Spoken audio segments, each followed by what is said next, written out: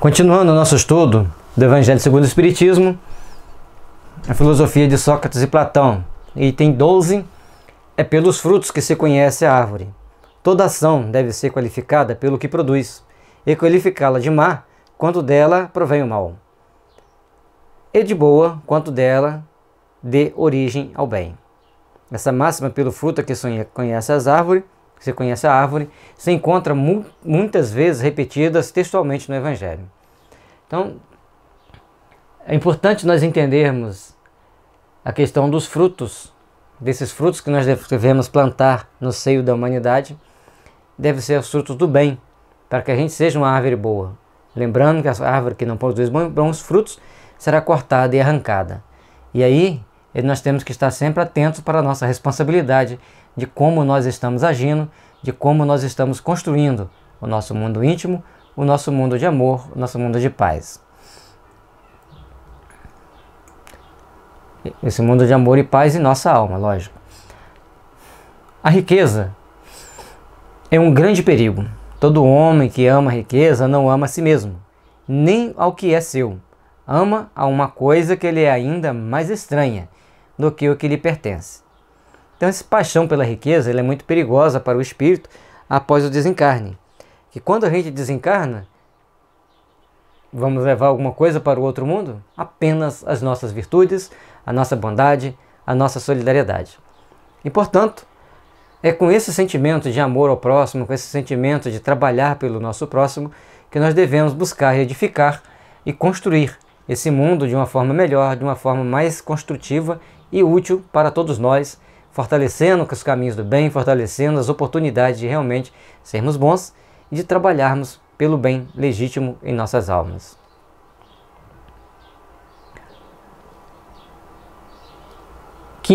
As mais belas preces e os mais belos sacrifícios prazem menos a divindade do que uma alma virtuosa que faz esforços por se lhe assemelhar.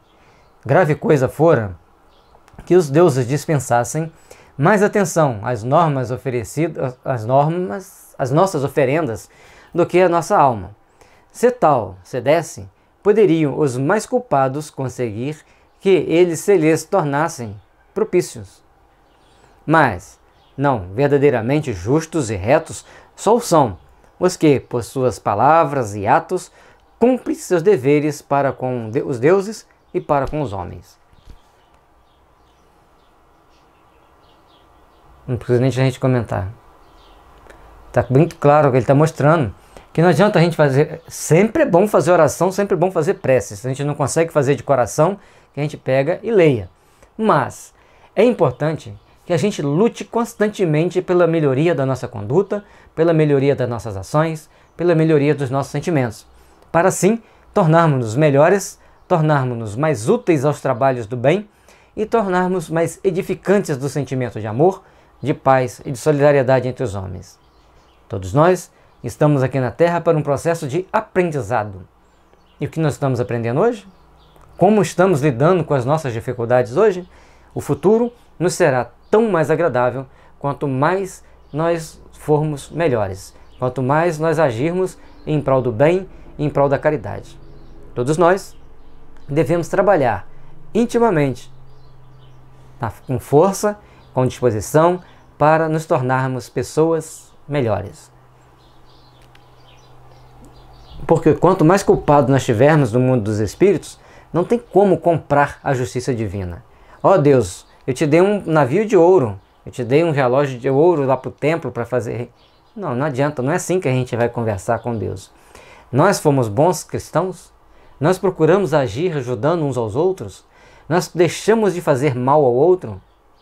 Como disse Jesus, ó raça adúltera e corrupta, nós deixamos de ser adúlteros e corruptos, levando esse adultério para mais amplos conceitos? Precisamos buscar em fazer esse entendimento. Precisamos buscar fazer em nosso íntimo essa compreensão. Chama o homem vicioso a esse amante vulgar, que mais ama o corpo do que a alma. O amor está por toda parte, em a natureza, que se nos convida ao exercício de nossa inteligência, até no movimento dos astros o encontramos. É o amor que orna a natureza de seus ricos tapetes, ele se enfeita de fixa morada, onde se lhe deparem flores e perfumes. E ainda o amor, deparem, é ainda o amor que dá paz aos homens, calma ao mar, silêncio aos ventos e sono à dor. Esse hino de amor, até poético esse tópico, mostrando para a gente como que nós devemos procurar desenvolver esse sentimento. Aí nós estaremos entrando em sintonia com o divino, quando nós colocarmos todo esse amor no nosso coração e termos amor por todos aqueles que estão ao nosso redor. E termos amor por todos os seres da natureza, seja as plantas, os animais. Nós devemos desenvolver esse sentimento, nós precisamos desenvolver esse sentimento.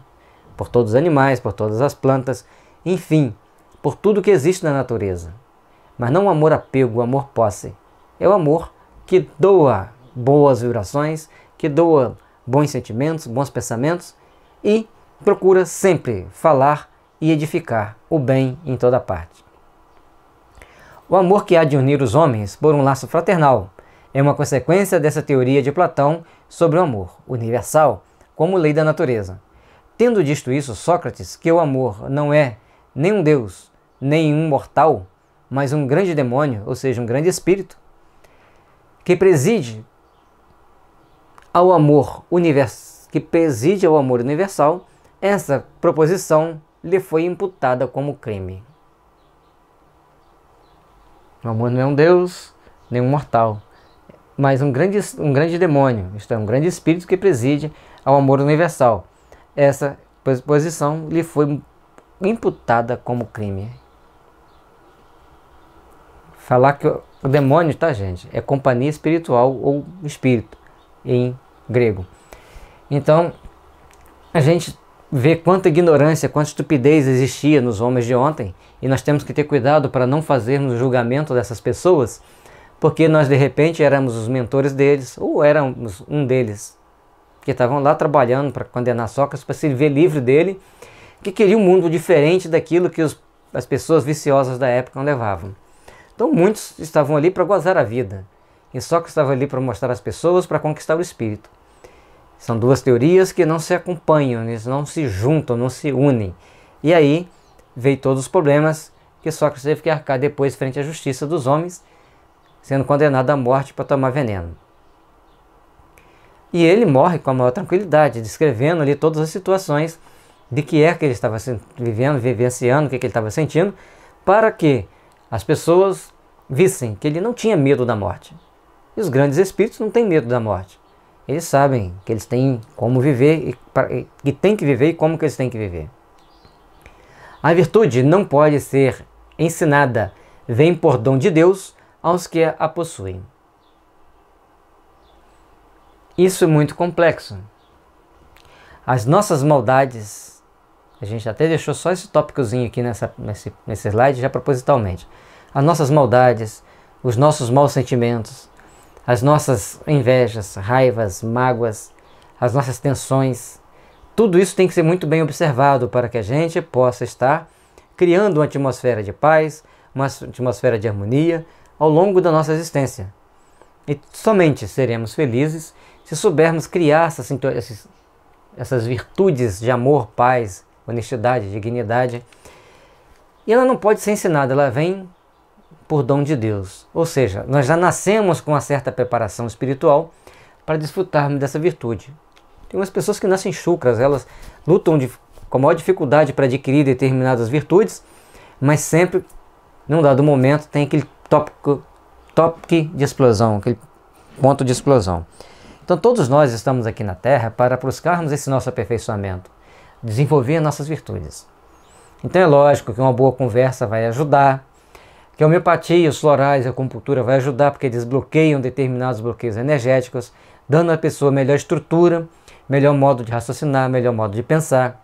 Mas existem determinadas coisas que vai depender muito da forma como agimos.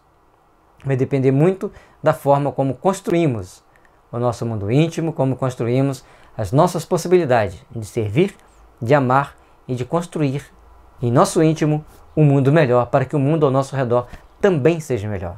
Mude o seu modo de pensar, que o mundo também mudará. Diante de todas as calamidades e tantas catástrofes que a gente vê, hoje cedo vi uma matéria que o nosso trânsito mata 58 mil pessoas, matou 58 mil pessoas em 8 anos. A guerra do Vietnã matou 58 mil americanos em 12 anos. Então nós temos que ter muito cuidado. E que estupidez uma guerra, né? Foram lá, brigaram, mataram tanta gente, destruíram-se vidas. Não falou quantos vietnamitas morreram. A troco de quê? Para quê? Então, são determinadas atitudes que algumas pessoas insensatas tomam, que simplesmente parece que, no nosso modo de entender, é para alimentar o espírito das trevas com a seiva do sangue humano. Porque quem vai para as frentes de batalha são os mais jovens, os mais saudáveis. E aqueles que voltam vivos, voltam cheios de sequelas, cheios de mazelas da guerra. A guerra é para nós termos horror a ela. Não de condenarmos quem as fez, mas de pedirmos a Deus: Pai, tenha misericórdia desses espíritos belicosos. Derrame sobre eles o bálsamo do amor e da paz, para que eles possam despertar para Deus. Despertar para uma diplomacia de alto nível, onde saibam conversar, negociar e estabelecer propostas firmes, convictas e úteis para que a paz possa estabelecer entre os homens. Que Jesus abençoe os líderes políticos para que eles entendam a importância da paz, começando pela boa diplomacia, pela boa educação do povo e pela barriguinha cheia, porque a fome desperta delírios. E nesse momento de delírio, a pessoa vai sintonizar com espíritos que não deve sintonizar, trazendo consequências bem desagradáveis ao longo da existência. É quase a doutrina cristã, quando ele fala aqui das virtudes, é quase a doutrina cristã sobre a graça. Mas se a virtude é um dom de Deus, é um favor, e então pode perguntar-se, por que não é concedida a todos? Por outro lado, é um dom, carece de mérito para aqueles que a possuem. Então aqui fica uma coisa muito duvidosa, a questão de se é um mérito ou não. Dentro da doutrina espírita nós vamos ver, vamos entender que todas as nossas virtudes, todas as nossas boas ações, elas são oriundas de nós mesmos, da predisposição ao bem que nós carregamos conosco e principalmente do nosso processo evolutivo de fazermos acontecer e fazermos que o mundo esteja melhor e que seja melhor a todo instante, com as nossas atitudes no bem, com as nossas atitudes no amor e na caridade. O Espiritismo é mais explícito, dizendo que aquele que possui virtudes adquiriu por seus esforços, em existências sucessivas, despojando-se pouco a pouco de suas imperfeições. A graça é a força que Deus faculta ao homem de boa vontade para se expungir do mal e praticar o bem. E aqui nós vamos fazer mais um adendo. Muitas das vezes, muitos espíritos ao reencarnarem, eles teriam tudo para serem extremamente úteis ao bem, para serem grandes trabalhadores do bem. Mas, quando chegam aqui na Terra, se intoxicam ou por mercúrio, ou por alumínio, tanto fisicamente quanto psiquicamente, por ações de imagens que levam a pessoa a despertar aquele tipo de sentimento que a mesma substância despertaria. Porque na homeopatia, os remédios só são capazes de curar aquilo que eles são capazes de provocar no mental e no emocional da pessoa, principalmente no mental. Então, quando você toma uma homeopatia, você muda muitas das suas predisposições mentais. Mas é importante que tenha que haver um comando, um parâmetro do que é realmente o bem para você. Porque você está se despojando das suas doenças físicas, você está melhorando a sua percepção psíquica, a sua percepção do mundo. Então, é importante que você se evangelize para que você retenha esse bem por muito mais tempo e que você construa realmente um mundo de amor, de paz, de fraternidade ao longo da sua existência. E as verdadeiras virtudes serão a somatória do que você fizer de você mesmo, do seu processo de autoeducação, do seu tratamento psicológico, do seu tratamento com as terapias naturais como homeopatia e floral e outras também de grande importância, as que a gente sempre procura divulgar, homeopatia e floral, e o seu processo de evangelização. Nós temos uma máxima que evangelização, ou seja, conhecimento espiritual, Mas os tratamentos com as terapias energéticas naturais vai te dar uma condição de ter responsabilidade maior pelos seus atos e mais vigilância nas suas ações. E aí, logicamente, você vai ser uma pessoa melhor. O item 18. É disposição natural em todos nós a percebermos muito menos dos nossos defeitos do que dos de outrem. Diz o Evangelho: vedes uma palha que está no olho do vosso próximo e não vedes a trave que está no vosso. Então, ver o defeito maior no outro é muito fácil. O difícil é procurarmos vermos as qualidades que precisamos ter em nós e deixar o defeito do outro para lá.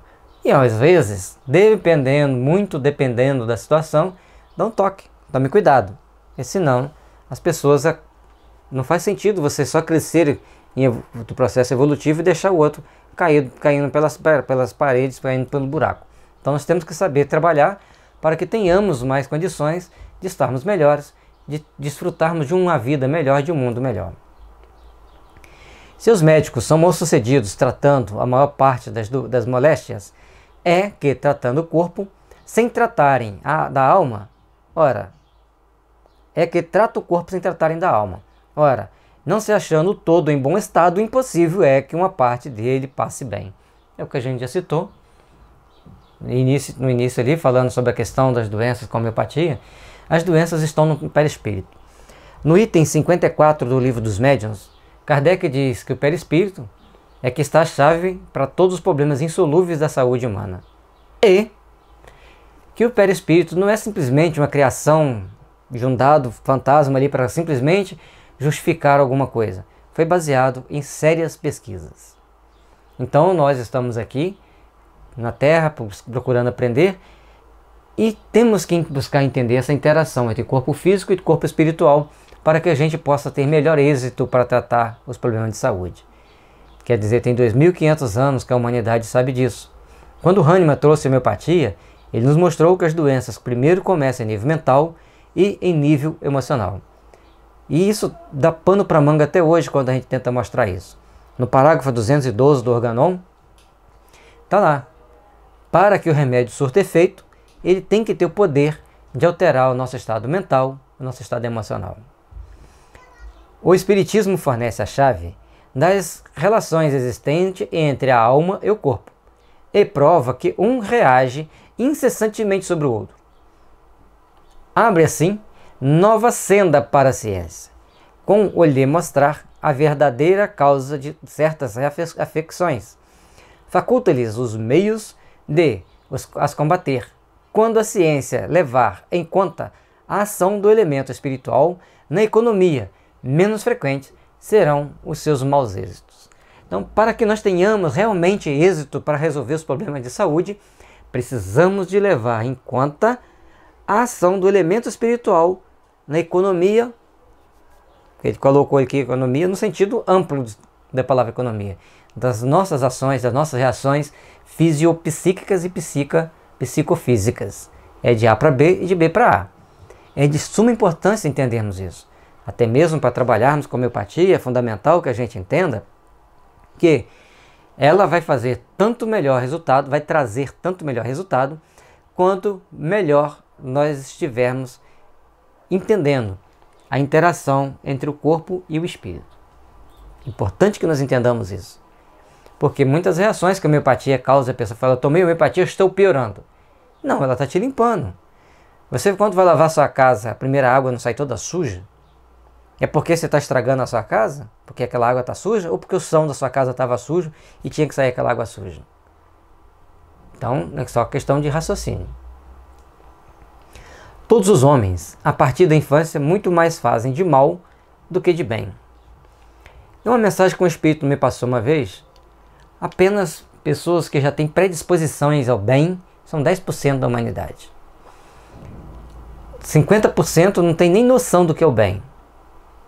E 30% pode até aprender a fazer o bem. 20% pode até aprender a fazer o bem. 20 com mais 10, 30.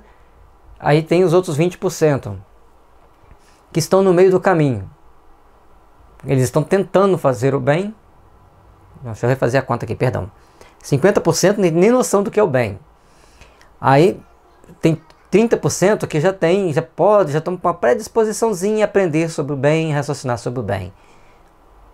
Então já temos 80%, sobrou 20%. Nesses 20%, 10% gostam de ajudar, esporadicamente ajudam, estão mais afetos a fazer o bem. 90%, chegou nos 10%. No 10% nós temos 5% que gostariam de fazer o bem com mais intensidade, fazem ele um pouquinho mais do que os 10%, dão um pouquinho mais de si.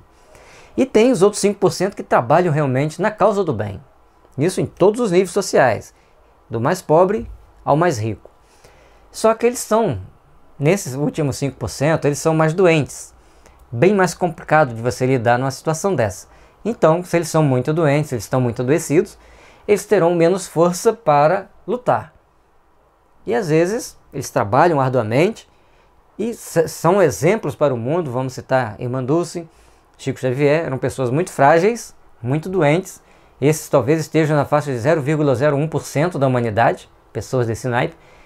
Mas eles tinham lá sua fragilidade, então eles iam trabalhar dentro das suas possibilidades, sem enfrentar a massa, sem enfrentar aqueles que nos tentam fazer o mal. Então, é muito complexo isso, da gente entender, da gente aceitar, mas é só um ponto para a gente refletir. Não quero que o Espírito esteja dizendo 100% de verdade. É importante que é um número didático para nós raciocinarmos. E aí, eu pergunto, em qual das porcentagens você se encontra? Essa sentença de Sócrates fere a grave questão da predominância do mal na Terra, questão insolúvel sem o conhecimento da pluralidade dos mundos e da destinação do planeta terreno,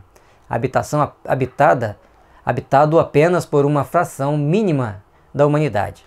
Somente o Espiritismo resolve essa questão, que se encontra explanada aqui e adiante no capítulo 2, 3 e 5. Então a questão, olha o que ele fala aqui: planeta terreno habitado apenas por uma fração mínima da humanidade. E essa humanidade que tem na Terra é encarnado, a maioria são más. E no mundo dos espíritos? Se 2/3 da humanidade não tem muito entendimento, se a metade da humanidade não tem muito entendimento do bem, e se a gente colocar 2/3 ainda não tem tanta disposição para fazer o bem, se a gente pegar no todo pegarmos 2/3, não tem tanta disposição para fazer o bem, no mundo dos espíritos vai ser mais ou menos a mesma proporção. Portanto, é importante refletirmos no Evangelho, sermos bons, sermos caridosos, sermos pessoas que ajudam o outro, que ajudam o país, que ajudam a nação, na construção de um mundo mais edificante, de um mundo melhor. E isso vai fazer uma grande diferença ao longo da nossa existência, quando nós retornarmos ao mundo dos espíritos, onde nós estaremos no umbral sofrendo ou junto dos felizes. Assistindo o filme Nosso Lar, dá para ter uma noção de que é um mundo feliz e de que é um mundo de sofrimento. E isso nos leva a entender as nossas possibilidades, as nossas dificuldades. E eu sempre faço o seguinte questionamento: onde eu estarei na minha próxima reencarnação? Os espíritos são unânimes em responder. A resposta é exata. Depende do que você fizer, da que você está vivendo agora. Onde eu estarei? Cumprindo uma missão divina ou reparando os erros dessa vida. Vamos ficar atentos, vamos nos valorizar, vamos nos fazermos crescer para que tenhamos condições de sermos espíritos melhores em futuras encarnações. Todos os homens a partir daí... Voltei. Ajuizado serás, não supondo que sabes o que ignoras. Lá numa parte aqui do estudo, acho que se não me engano, está na autoridade moral da doutrina espírita, os espíritos sofômanos, aqueles que falam de tudo, pensam que sabem de tudo. Existe só na Terra espírito assim não. E no mundo espiritual também existe. Então, eles não são pessoas muito ajuizadas. A gente sempre sabe de alguma coisa. Tem coisa que a gente não sabe, não adianta a gente querer saber. Não adianta a gente querer entrar em determinados detalhes, em determinadas informações que a gente não sabe. Vamos falar só daquilo que a gente sabe. Não responder só aquilo que a gente sabe, ou que a gente pensa que sabe, né? Mas aquilo que está fora dos padrões crísticos ou cristãos, aí a gente deve abster, deixar ele dali e vamos seguir o caminho do bem, do amor, da fraternidade. Isso vai com vistas ao que criticam aquilo que desconhecem, até mesmo os primeiros termos. Platão completa o pensamento de Sócrates dizendo: tentemos primeiro torná-los, se for possível, mais honestos nas palavras. Se não o forem, não nos preocupemos com eles, e não nos preocupemos senão, não procuremos senão a verdade. Cuidemos de instruir-nos, mas não nos injuriemos. Ou seja, se der a gente fazer as pessoas serem pelo menos mais honestas naquilo que eles falam, porque muitas das vezes esses sofômanos, eles saem falando, quando falam, opa, você disse isso que contradiz isso. Aí ele se perde e começa a fazer novos enrolations. É importante que a gente tente fazê-lo ser mais honesto, ser mais racional, ser mais objetivo, porque o evangelho é muito racional. Nós temos que raciocinar muito e termos uma boa cultura para podermos entender o evangelho. Cultura espiritual. Então, a partir desse momento que a gente tiver esse entendimento, a gente procurar trabalhar pelo nosso fortalecimento íntimo, trabalhar pelo nosso crescimento nas leis do amor e da fraternidade. E com isso, somente a partir daí, nós teremos condições de realmente sermos melhores, de realmente trabalharmos em um mundo melhor. Mas não nos injuriemos, não entremos em contenda. Só conversamos aquilo que é útil. Aquilo que não for útil, a gente deixa de lado, a gente deixa para lá. Vamos nos ater apenas no que é útil e deixar essas injúrias de lado. Isso vale para a religião, vale para o futebol, vale para a política. E ultimamente que as pessoas estão se enfurecendo quando alguém não pensa igual a ele. É uma coisa muito estranha, muito doentia. Eu entendo com isso como uma coisa bem trevosa. E política para mim, quando for conversar com alguém, é trocar informação. Olha, eu penso isso por causa disso, eu vi tal informação. Eu penso isso por causa disso, eu vi aquela outra informação. E aí a gente vai formando o nosso corpo de conhecimento para termos a opinião. Por quê? Muitas pessoas criticam sem conhecer. É muito complexo. É assim que devem proceder os espíritas com relação aos seus contraditores, de boa ou má fé. Revivesse hoje Platão e acharia as coisas quase como no seu tempo, e poderia usar a mesma linguagem. Também Sócrates toparia com criaturas que zombariam de sua crença nos espíritos e que o qualificariam de louco, assim como o seu discípulo Platão. Então, a todo momento as pessoas não têm condições de interpretar determinadas máximas de Sócrates, assim como não a tem a de Jesus. Se apegam a máximas do Velho Testamento, que são mais fáceis para eles interpretarem do jeito que eles pensam que entendem. Não estou criticando, estou apenas fazendo uma análise. Respeitemos todos nós, mas vamos refletir. Então estamos com condições de deparar com esse versículo? Sermos ajuizados, supondo não saber o que a gente ignora? Procurando sermos realmente bons? Procurando sermos realmente pessoas construtoras de um mundo melhor? Precisamos olhar para dentro de nós mesmos. Foi por haver professado esses princípios que Sócrates se viu ridicularizado. Depois acusado de impiedade e condenado a beber cicuta. Tão certo é que, levantando contra si os interesses, os preconceitos que elas ferem, as grandes verdades novas não se podem firmar sem luta e sem fazer mártires. Então, as grandes verdades só vêm ao mundo quando alguém dá vida por aquilo ali. Seja de uma forma, seja de outra, mas ele mergulha de cabeça naquelas informações. Hahnemann passou por todas as situações mais perigosas de perseguições quando ele trouxe a homeopatia. E muitos dos seus discípulos hoje passam por várias perseguições, por várias situações ao trazer a homeopatia. Principalmente quando a gente fala que a homeopatia cura as doenças crônicas, as pessoas ficam olhando para a cara da gente com cara de deboche. Que isso? Vê se a homeopatia vai curar um problema tão sério quanto esse. Além do mais, digo mais, além de curar, ela previne que outras doenças se manifestem. Tem uma máxima na homeopatia que sem psicose não tem câncer. E sem luetismo não tem tuberculose, não tem AIDS. E aí é uma máxima que é verdadeira para quem é homeopata. Se a gente estudar o Organon da Arte de Curar, a gente vai procurar entender. Nós já o comentamos, a gente certamente vai montar o curso dele em uma internet fechada ou aberta. Mais à frente a gente vai buscando a divulgação. Aqueles que tiverem interesse vão visitando o nosso blog homeopatiazoom.blogspot.com.br, que a gente vai tratar ali com as informações necessárias ao nosso processo de evolução, nosso processo de aperfeiçoamento do nosso conhecimento e de ajudar vocês também a se conhecerem um pouco mais.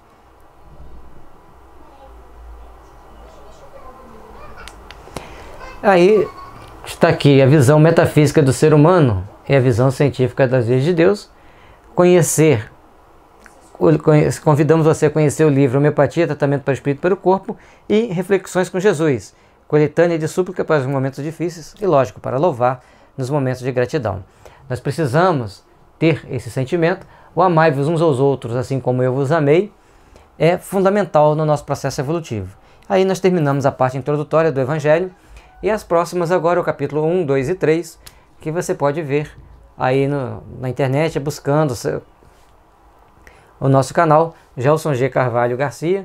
Tem todas as nossas postagens, tem mentalizações, tem a parte introdutória do livro do Evangelho segundo o Espiritismo e os capítulos que a gente já vem colocando lá, todos bem numeradinhos para facilitar a busca. Cada capítulo vem lá, capítulo 1, aí tracinho 1, tracinho 2, tracinho 3, tracinho 4, tracinho 5, são os pedaços. Senão o filme fica muito longo, a história, o estudo vai ficar muito grande. Então a gente vai colocando em pedaços pequenos e convidamos a você a curtir, nos seguir aí no YouTube para nós continuarmos. E se tiver alguma coisa que discorde da doutrina, por favor me avisem, que a gente vai procurar fazer as devidas correções, ou até mesmo tirar aquela postagem e colocar outra, se for uma coisa que realmente estiver errado. E que Jesus nos abençoe a todos, ilumine o seu lar que está aí nos assistindo, derrame muitas bênçãos sobre sua família, que vocês possam ter paz, serenidade e harmonia sempre. Que assim seja.